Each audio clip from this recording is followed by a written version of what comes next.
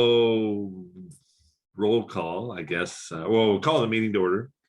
Welcome, everybody. Good to welcome to Megan and Leslie, especially because they're new members with us. Casey and I are veterans, right? Of one meeting. Yeah, well, there you go. That's all it takes sometimes. So I guess official roll call. Do you want to do that? Okay. Larry Hampton. Here. Megan Norton. Here. Casey Banks. Present. Leslie Murray. Here. Matthew Stidman. I don't see him.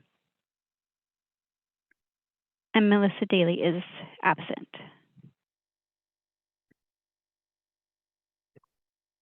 Okay. Approval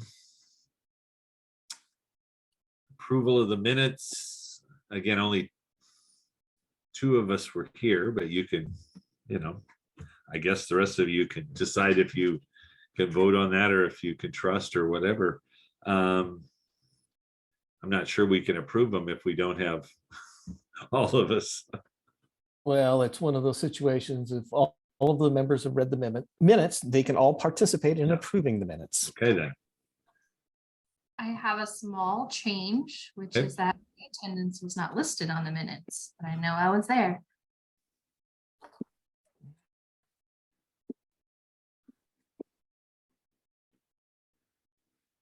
Duly noted. Okay, so is there a motion to approve the minutes as corrected? I move we approve the amendments as corrected, the minutes as corrected. Somebody want to second that? I'll second that. Thank you. All in favor, say aye. Aye. Or raise your hand maybe too, just in case. Okay, looks like it's unanimous. All right, we need to elect a new chair and vice chair. Last year, actually Joyce was kind of interested, but said she wanted to be vice chair for a year. And then now I was counting on her, would love it if somebody was interested in being the chair. I can tell you that there's not a lot of extra work involved in it. It's mostly just going down the agenda and letting Doug or whoever from the city say the things they need to do. Is anybody interested in that?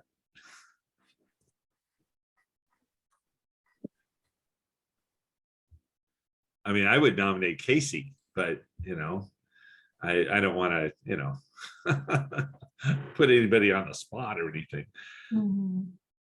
And actually, Melissa and Matthew have been very involved too. It's unfortunate that they're not here because either one of them, I mean, they're both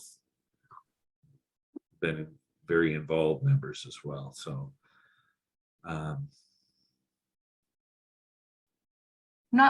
totally unfamiliar with the role. Wasn't imagining doing that like second meeting.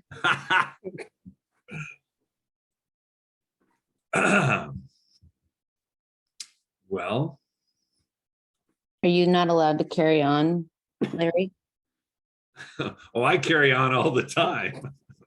You know that. I don't think there's anything official that says I can't do it again. I just was also happy to let someone else be the chair. So,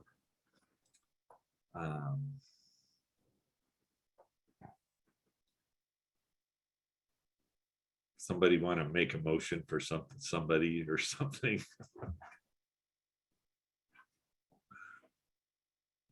I move we elect Larry Hampton again, or I nominate, whatever the language is for this. I Yeah, how do second we- it. I yeah. just second it. Larry, stop talking. Yeah, No. sorry. Thank you. Or Is not thank there you. a tie? Well, that's the thing. I was going to ask Doug, do we nominate both at one time or do we nominate chair and then vote and then vice chair? You do chair first and then you Okay. do the vice chair. Okay. And what So is term? Is it 1 year, 2 it's just, years? yeah, it's just a year at a time, I believe. Yep, it comes up. We do an election the first meeting of every calendar year. Yeah, so don't worry, there will be opportunities for all of you. All right, so we have a motion for me as chair and it's been seconded. Again, I guess all in favor, raise your hand. Okay. And then, yeah, is there's, and again, knowing that we have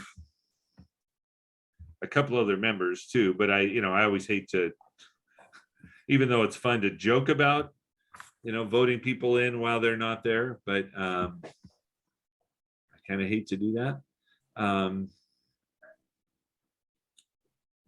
But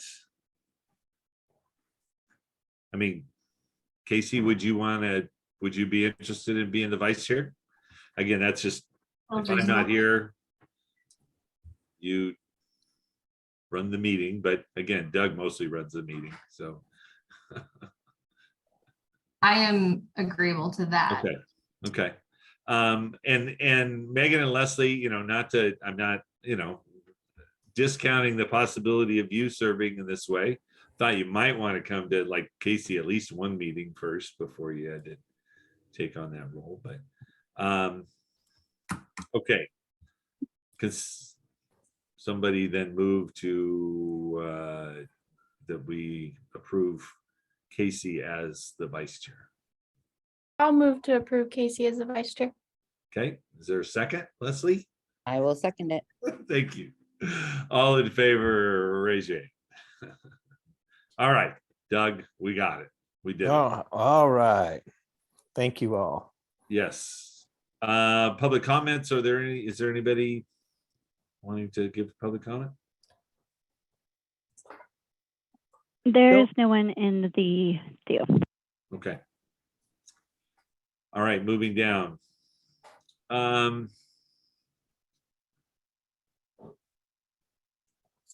Notice funding availability, submitted applications. Now, Doug, this could get a little complicated Yes, it can. because definitely Leslie and probably me should recuse ourselves from this. That is correct. And because we're missing our two other members, we really actually can't do anything Okay, with the NOFA. okay. So, unfortunately, with Matthew not here and Melissa having her emergency, I think we're going to have to set this over to our April meeting. Ugh, okay. Is it appropriate to have some questions asked and answered? It would be best to wait and do that officially when everybody is here. Is there anything in this, Doug, that's going to put a big hardship on either of these if we wait until April, as far as you know? Not that I'm aware of, unless the commission wanted to meet earlier. Well, that was my only Matt. thought, is if we needed to have a special meeting just to deal with this sometime before that. And I'm gonna pull up the calendar here. But then both Melissa and Matthew would need to be available for that. Right. So your next opportunity would be February 28th at 4 p.m.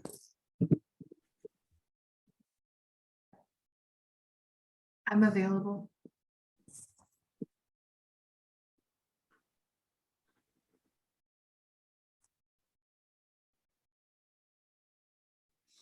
Well, I mean, again, obviously we're not going to do it now, but Let me propose this. Megan, would you be available on the 28th? Yeah, I'll be Okay. available. let me reach out to Melissa and Matthew, or I'll have Faye reach out to them to see if they are available on February 28th. Okay. If they are, then we will schedule a meeting, make sure we've got Zoom available and all of the logistic stuff on the Yeah. backside. If not, then we just hold it over until our next regular meeting in April. Okay.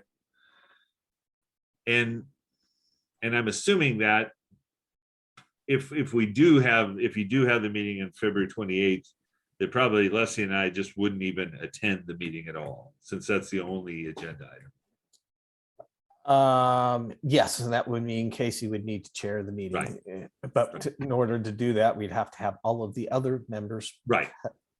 Exactly. Yeah. So, okay. All right. Well, that sounds good. Let's then move on. Update on the construction excise tax. All right, so I tried to shortcut by actually writing it up, so it's in your packet. So the construction excise tax, the council back in December authorized us to do the notice of funding availability. So before Mary left us on the 22nd of December, she put all of that material together. So it was sitting on my desk and ready to go. With the new council, they've asked for a briefing in regards to the construction excise tax. And so that's taking place on February 6th. So I've written all the material up for that and submitted it in. So at this time, the NOFA for the CET is on hold until we have a conversation with the city council. Okay.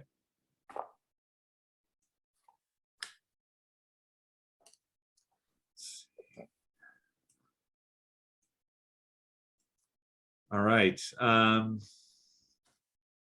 development block grant. So we continue on.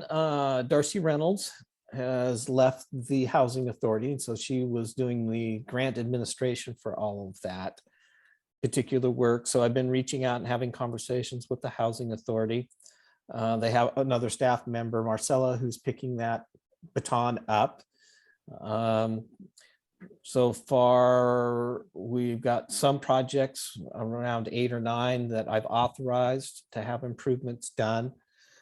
So we're continuing to coordinate, I guess 7 projects at that particular point in time.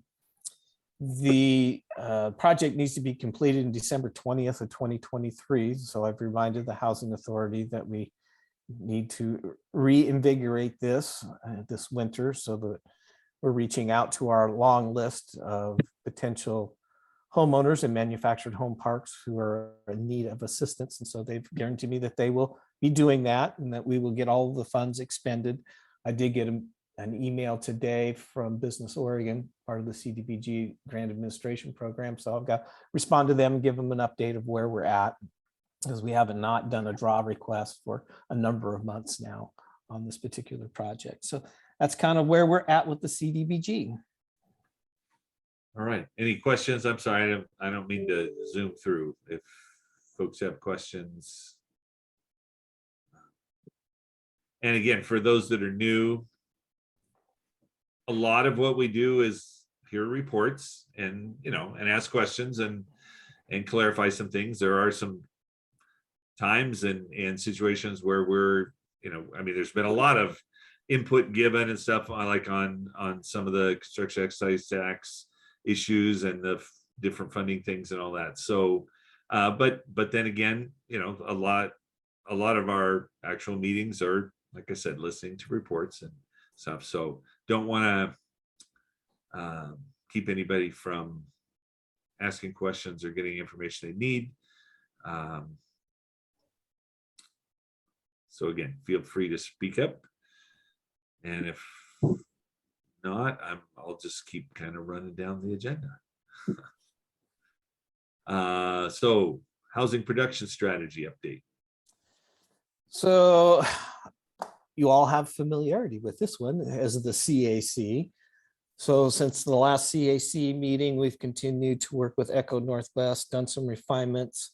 We have a briefing that is scheduled in front of the city council on February 6th. That will be during their regular business session that particular evening. The February 14th is the next CAC meeting. There you'll receive the final draft of the HPS. And so I received that today. So it's pretty well cleaned up with all of the input and so forth that we've had. So we got one more meeting. For the CAC, CAC will need to adopt minutes from all of your meetings as well, so we can get that all formalized. And I got to talk with Faye about that. The Planning Commission is scheduled to review the document on March 9th, where they would formulate a recommendation to the City Council. The CAC, when they meet on February 14th, would develop a recommendation that would go to the Planning Commission and to the City Council. Then we move on to the City Council for their final review of the housing production strategy on April 17th. For this project, we got to get it all completed. I have to get all the paperwork all submitted and so forth by basically no later than the end of May of 2023 to get our final approval on stuff. So, the council conversation will probably focus more on land trust, SDCs, and construction excise tax and urban renewal. Those were the three topics we identified. We did a briefing with the Planning Commission as well, where they provided some feedback that was worked into the document that will be going to the City Council on February 6th. So things are moving along. The numbers and the data hasn't changed. It's really is what's the priorities, what we want to work on over the course of next 8 years. We did get a little bit of a twist because our housing needs analysis is not adopted and not acknowledged. DLCD staff has said that the HPS will function more as a guidance document until we get an HNA adopted. So there's some different processes. We were kind of moving down one path, and then they said, no, we have to go down a different path to get that HNA adopted. So we're working on that, and we'll share that information with the council as well during our briefing on February 6th. So that's kind of where we're at on that. So again, Mary was doing the yeoman's work on this particular project. So I'm just trying to pick it up and bring it across the finish line.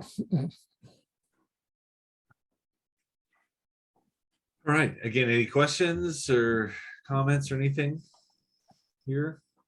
Doug, who is it that actually gives the briefing on February 6th? Is that you? It will be Beth Goodman from Echo Northwest. We'll be giving that. So Beth has been the one to the CAC who's been giving all of the briefings and sharing all the information. Okay.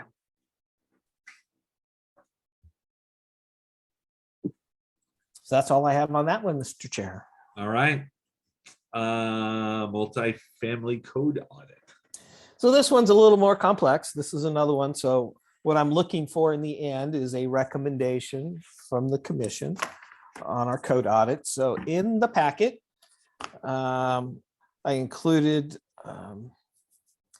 the PowerPoint presentation we did at our virtual open house back on January 9th. And so this is a project you have not had much engagement in, but what we have is a thing called needed housing in Oregon. It's in state statutes and in ORS 197. And I was reached out to several years ago by the Fair Housing Council of Oregon saying, Doug, your code is not in compliance with the needed housing statutes. And I had to acknowledge, yep, they're not, because many of our multifamily standards are discretionary, so they're subjective in nature. So we applied for and got a grant from DLCD, so $50,000 of grant funds. We matched it with $10,000 of general fund for a $60,000 project. We engaged 3J Consulting, who did all of our middle housing work for us. So the duplex, triplex, quadplex, cottage clusters, and townhomes. So they've been diligently working along with us. Again, this was a project that Mary was leading until her departure. So the real intent, again, is to create clear and objective design standards for multifamily housing, which is housing that's 5 units and above. we're, again, this is kind of in a similar timeline as the housing production strategy. So this one has to be completed by the end of May of 2023 as well. For this project, per direction I was given, is that the Planning Commission has been functioning as the CAC. So they've been having separate meetings from their regular Planning Commission meetings and providing guidance and feedback to the consultant and to staff. There are kind of three primary categories that we identified to address. First being the issue about parking requirements, and then clear and objective design standards. So kind of think of check the box. And so we'll end up with two tracks, a clear and objective track, and then a discretionary track. So if a developer did not want to follow and they wanted to be a little bit more creative in their design concept for a multifamily project, they could go through the discretionary track. And then the last big piece of that is dealing with the land use review type. So under the parking, the CAC been looking at that, and we looked at our code, and we've kind of got different parking requirements based upon the number of bedroom units. And so in your material for like a studio in a 1 bedroom, it's 1 space per unit. For a 2 bedroom, it's 1.5. And for 3 and 4 bedroom units, it's 2. If you got 5 or more bedrooms, I haven't seen any apartments built like that in Newberg, there's an additional 0.75 per unit. And then we got 0.2 spaces per unit for visitor parking. So through the conversations, what's being proposed is to modify all of that. So it's just 1.5 spaces per dwelling unit, and then keeping the 0.2 spaces. So 3J Consulting ran through some different scenarios, which is in that PowerPoint. So if you did a 24 unit multifamily project with 12 3 bedrooms, 6 2 bedrooms, and 6 1 bedroom units, that would require 39 parking spaces. Under the proposed new code language, that would reduce the parking down to 36.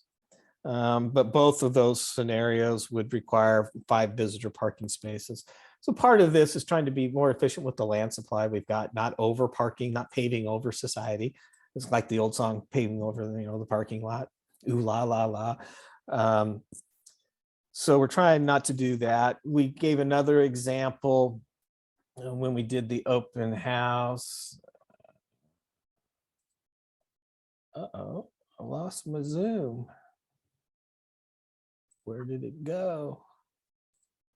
There we go. We had a 32 unit apartment project, and we had 16 2 bedrooms and 16 1 bedroom units. And so under our current code, it required 40 parking spaces.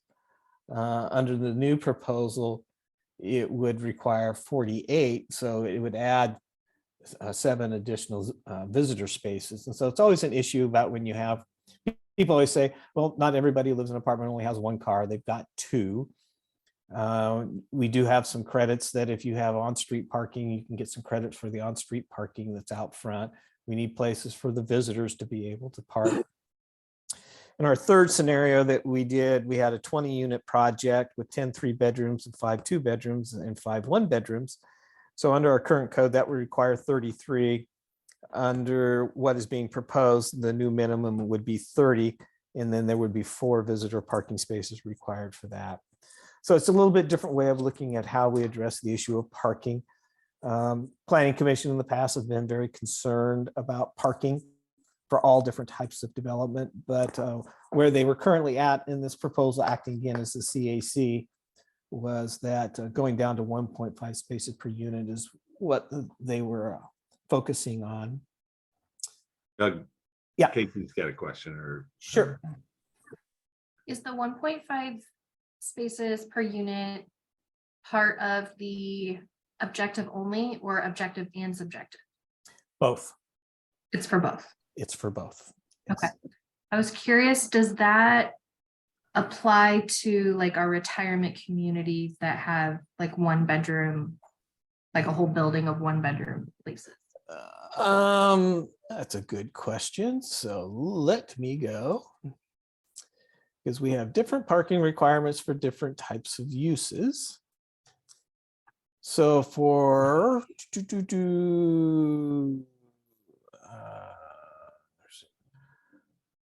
So, for like retirement facilities, if it was a nursing home, it has a different set. It's based upon the number of beds. So we get into some of these interesting projects that are continuum of care where they've got apartments, where the portion of the project as apartments would apply if this was adopted to the 1.5. But then there's other aspects of the facility that are based upon beds. And so then we would toggle over to a different section of the code for the parking standards for that. Think of these. Then we have another category for continuing care retirement community. We have it completely different. And that talks about one space per living unit. So we don't call it dwelling units there. So depending on the type of development. So if you're just looking purely at multifamily, we're looking at 1.5. If we're looking at these retirement facilities, then we've got subsets, probably the best way to say, driving what the number of parking spaces would be. Okay. Other questions on parking? Okay. So as we work through all of this, what we currently have in our code is basically, I've mentioned discretionary standards. And so we're proposing to keep those. But what we've done is we've created a table. And so the material I sent out, and so you'll see a discretionary track, and then you'll see the clear and objective track. For private open space per unit, we're proposing to maintain what's in the code, both for discretionary and clear and objective.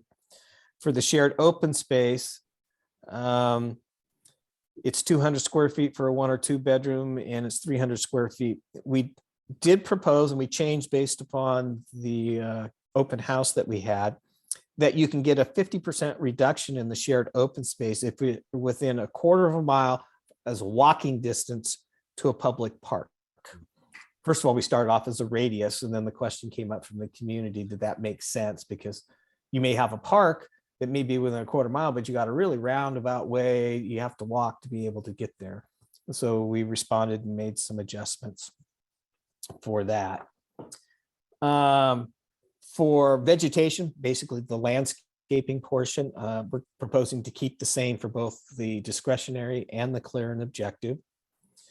Vehicle parking, the location and the lighting. Here we're doing a bit of a change, and it's effectively saying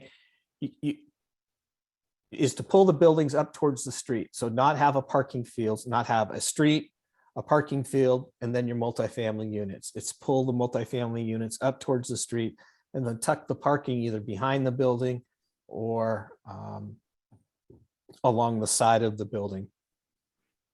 And then we put in some provisions about how many lineal feet that you could have some parking in front of a building if you needed to do that under the clear and objective. And then we clarified for lighting is that you have to have a 0.5 foot candles for lighting within your parking lot area to make sure that they're safe for the people who are residing in those complexes. Then we addressed outdoor furnishings. And so if you are in the discretionary, there's some provisions that are required there. In the clear and objective, it's not a requirement that you have to have outdoor furnishings, a gazebo, picnic benches and so forth. But if you wanted to, you could. So it's kind of an opt-in under the clear and objective, but under the discretionary, it would be required.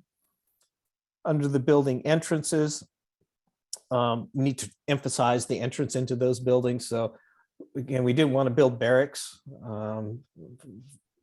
form of housing so that you see this long building with a pitched roof and you don't know where the entrance is, but to create some articulation and pronouncement about where those entrances would be. And so they can either be projecting out or they can be recesses. But again, those primary entrances need to face a street right of way.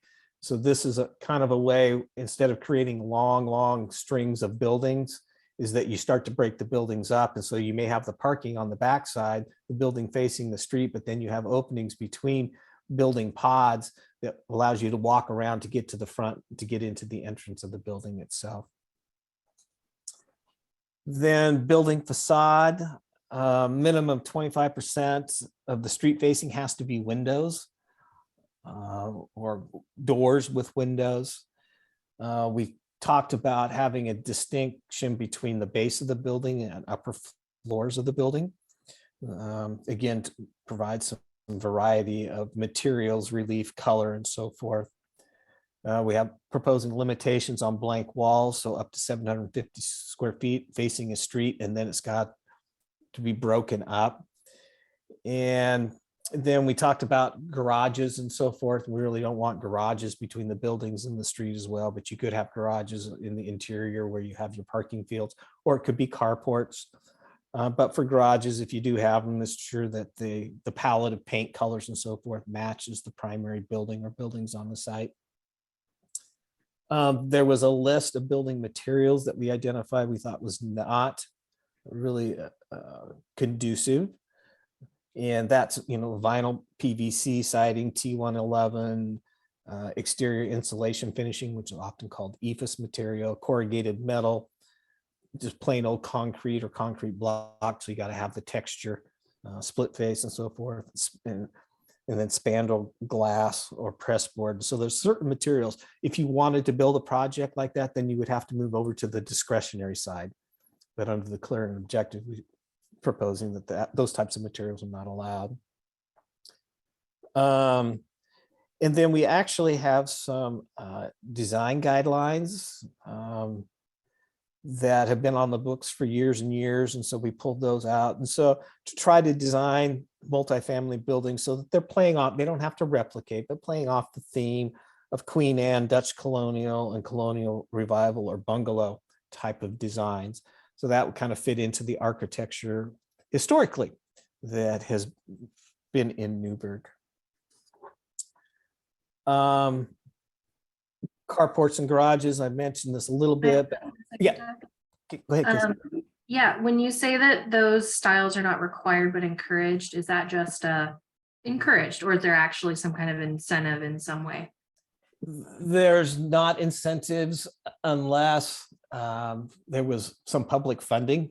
Then it's something we could put into an agreement that says, if you were accessing construction excise tax dollars for infrastructure, we could put in there to say, your building needs to incorporate these types of design elements into the structure itself.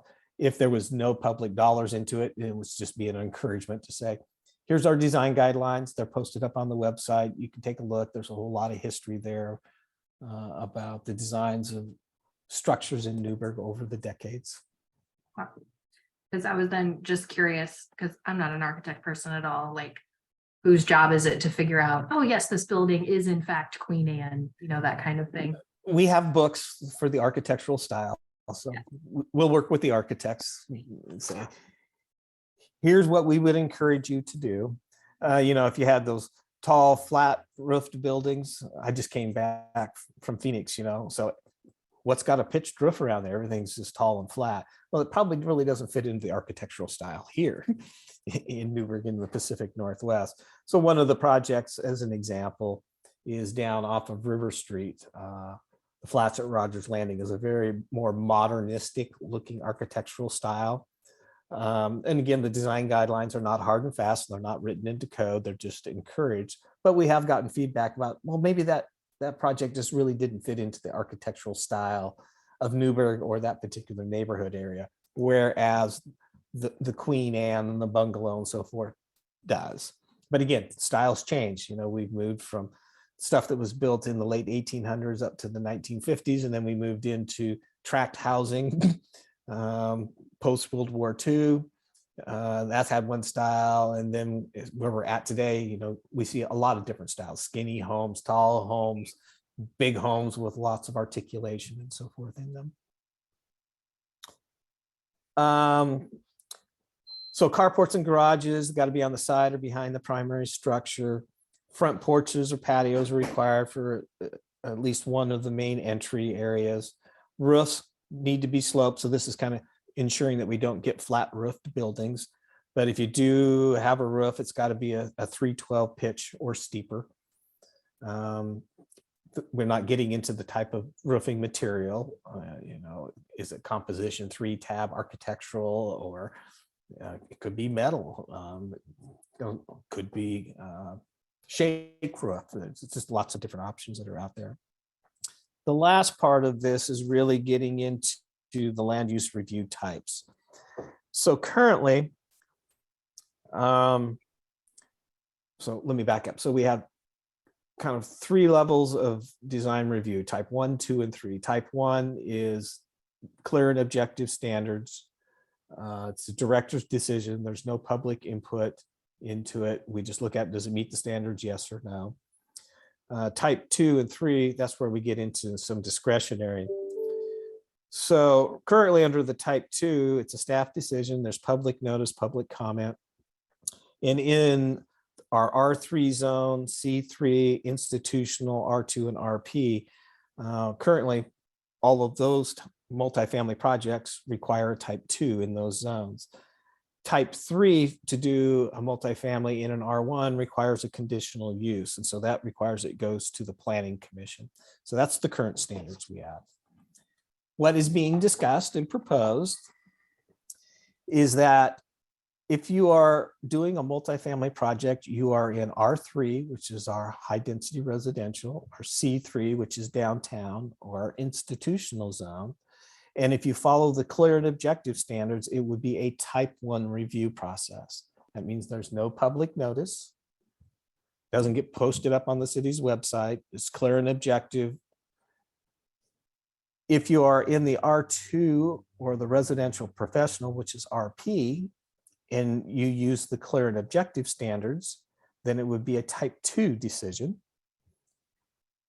If you are in the R3, C3, or the institutional, but you're using the discretionary track, it would be a type 2 review. And type 3 reviews requiring planning commission review would be multifamily in R1, because it requires a conditional use. And then in the R2 and the RP zone, if you're using the discretionary standards, it would also require planning commission review. So it's a little bit different. Kind of the big proposed change here is if you're building multifamily in an R3 or C3 or an institutional zone, it would become a type 1 review rather than a type 2 review. Again, a type 1 has no public notice. So what we mean by no public notice, that if you are a property owner within 500 feet, you would not get a notice from the developer or the applicant saying that they're proposing a multifamily project. So that's the big kind of pieces of all of that. The second half of what's in your packet is the actual code language that I just went through. So everything that's highlighted in yellow is, and double underline, is new language, and then things that are highlighted in yellow with a strike through is language that's proposed to be removed or deleted out of our development code. I mentioned the table, and the table is kind of the important because that's really the design standards. And so as I mentioned, discretionary process. And so we've broken this into site design elements for both discretionary and clear and objective process. And then we've broken it into building design elements, which I already summarized that in the PowerPoint. And then there's a bunch of subsets of design elements that go underneath each one of those. So there, I'll kind of stop and see what other questions you may have.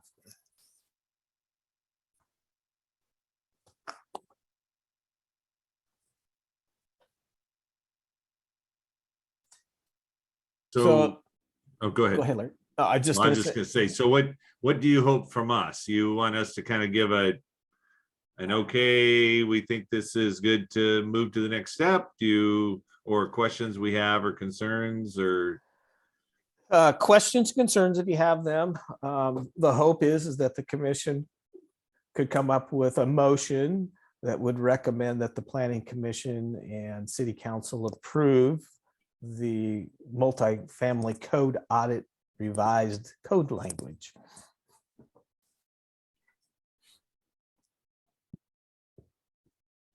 Well, I have a question before we get to that. Yes. I think adding this clear and objective thing is great. I think it's going to save a lot of city staff time. I'm curious, Can you remind me, so the type 1, there's only 3 zones that could be no public notice, R3, C3, and I. Can you remind me what those 3 are? So R3 is our high density residential. Our C3 is the downtown area, so our central business district. So think, hey, Second Street, First Street, Hancock Street, and then to the east end of the couplet and the west end of the couplet. Effectively, that's our C3 zone. And then the institutional, it varies. And so the university is all in the institutional zone. There's some institutional up at Crestview and Villa Road. Again, university currently owns that. That's where the Austin Sports Complex is located. Friendsview Manor is in an institutional zone. The hospital is in an institutional zone. And then Hazelden is in an institutional zone. And then North Valley Friends Church is also in an institutional zone. Okay. So my church recently got something in the mail about a usage change. I don't know if that was this one or something else. But I was curious, if their communication is so hard. But was there, is there some kind of a communication specifically for those 3 zones, letting them know that this kind of change is happening? Or Yeah. likely So, happening? yeah, so the notice you all probably recently received in the mail was related to the middle housing land division. So a new law was passed that says that if, and I'll use a triplex as an example. If you were building a triplex project and it's in an R2 zone, our current code says your minimum lot size is 3,000 square feet to put those 3 units on. Excuse me, I'll use duplex. Duplex is easier. Duplex requires 3,000 square feet. Under the middle housing land division is that you could break that into 2 1,500. So think of it as, call it like the parent lot, 3,000 square feet. If you did a duplex and you meet certain provisions, you could divide that 3,000 square feet into 1,500 square foot lots so that you could have fee simple ownership of a detached duplex product. So it's a state law provision. So we had to notify everybody within the residential zones that this is being brought forward. So that's what you got in the mail. For the multifamily code audit, there will be another, they're called a Measure 56 notice, and that will be going out on February 15th. So everybody in the R1, R2, R3, RP, C2, C3, and the institutional zone will get a 2-page notice that when you read, go, what does this say? But everybody will be getting something a minimum of 20 days in advance of the first public hearing, which is before the Planning Commission. So we answer lots of phone calls and emails once those notices go out.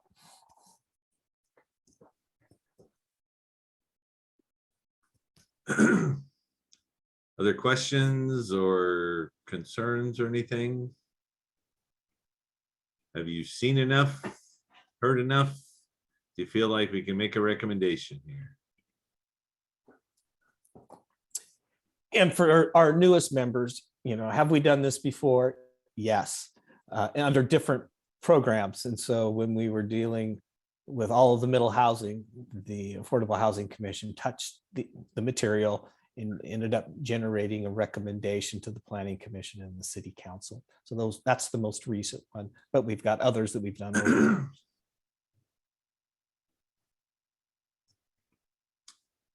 And part of this, try to think of the needed housing, it's trying to address the affordability issue. And so if you can streamline the land use process, the intent is it will make the units more affordable on the back end. We can't control land costs, we can't control labor costs, we can't control material costs, we can't control financing costs, but there are things that we can do. And this is all in that HPS document that you've seen. Working as the CAC, there are things that we can do around the edges on the regulatory, land use and fees and so forth to try to address affordability of housing. In our housing needs analysis, again, not adopted and not acknowledged, it identifies that we're toggling to do more multifamily housing over the course of the next 20 years. So this is the kind of the last piece of addressing the needed housing in our code to make sure that we're fully in compliance with state law. And if this makes it all the way through and is approved, it's fully like implemented regardless of acknowledging the housing needs analysis. That is correct. We do not have to have the HNA adopted and acknowledged to be able to do the code audit work. In an article in the Atlantic just this week, they were talking about one of the biggest issues with affordable housing was the shift in American politics 40 years ago that gave so much power to public comment as an effort of saying like, oh, you get to control what your neighbors do with their building, or, you know, you don't want something unsightly. And I think, yeah, I think the more we can move to type 1 frees up developers to have more options. So I think these proposed amendments make a lot of sense. All right. So are you ready to make a motion that we recommend these changes to the planning commission? I move we recommend these changes to the planning commission And city council. And city and council? city council. I'll Is there a second that. Okay, thank you. Any other discussion? Again, I don't want to rush through, but if we're ready. All right, seeing none. Just go clarifying ahead. question. Yes. Do they go to planning commission and if approved, then city council, or do they go to both simultaneously? Separately, so planning commission will hold its public hearing on March 9th and develop a recommendation by resolution to the city council. And then the city council will hold a hearing on April 3rd, I believe it is, a separate public hearing, and consider this commission's recommendation, the planning commission's recommendation, and either approve it, deny it, or modify it. Okay. But it requires both groups to approve. Yes, requires both groups. It's a type 4 legislative process that we have to go through. And so it requires 2 public hearings, one before the planning commission, one before the city council. And then if the city council adopts an ordinance, it takes effect 30 days after adoption. All right, any other questions or discussion? Seeing none, all in favor of recommending this to the planning commission and the city council, raise your hand. All right, very good, thank you. I don't want to, I have questions, but they're semi-political and I don't want to get into that. I mean, some of this is sort of, I mean, not all of this necessarily making it simpler. Some of these things we've been doing are required by state law, but what if they aren't approved by the city council? Well, then it could be, I will be noticing the Department of Land Conservation and Development on February 1st. And so I have a draft staff report written with all the proposed code language. And we will submit it to them. They will send it out to their distribution list, which is a number of agencies statewide. So Fair Housing Council of Oregon will be notified. They typically submit comments for both Planning Commission and City Council consideration. And since it was the Fair Housing Council initially brought this up, I'm sure that they will probably have some comments to say, you know, thank you, City of Newberg, for complying with state law and creating a clear and objective track. Now, if for some reason it did not pass, parties that participate in the process could appeal the decision to the Land Use Board of Appeals. So one possible is if it was an ordinance was adopted that denied the request, you could have a group who deals with housing affordability in the state to say, we're going to appeal you to the Land Use Board of Appeals, which could, again, these are all hypotheticals, Right. could lead to LUBA reviewing it and saying, nope, you do have to comply with these ORS 197 provisions, and remand it back to the city to rework the proposal and go back through the process. Thank you. Trying to trying to not drag us into discussions we don't need to have here. But there are always good questions to ask because, you know, not all things always get approved, but many things do. I was just gonna try to pull something up here. Yeah. So there is ORS 197-286, ORS 197-296 through 314, and ORS 197-303 that all address the issue about needed housing. And again, if this question, I don't mean this question to be political, but if it is, and you need to shut me down, shut me down. The housing needs assessment, what is the reason that it hasn't been approved yet? Okay. I So, thought it- yeah, so we did the housing needs analysis. So we did the first round in 2019. And then the new population numbers came out. So we had to go back and revisit the housing needs analysis to update all of the numbers.